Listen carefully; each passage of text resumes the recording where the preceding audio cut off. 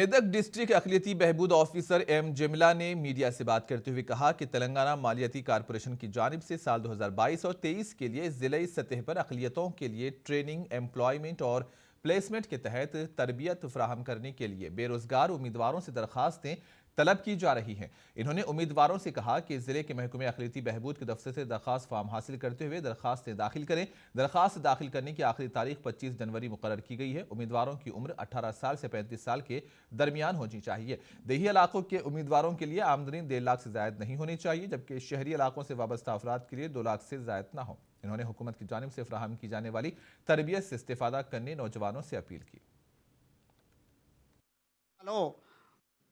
Customer care executive call centre అని ఒక training కొరకు మరి దరఖాస్తులు ఆహ్వానించడం జరుగుతుంది. ఈ దరఖాస్తులను 25వ తారీఖు లోపల జిల్లా మైనార్టీ కార్యాలయంలో సమర్పించవలసి ఉంటుంది.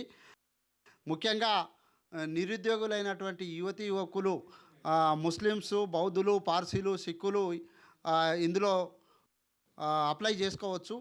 మరి దీనికి కావాల్సింది ఇంటర్మీడియట్ పాస్ అయి ఉండాలి.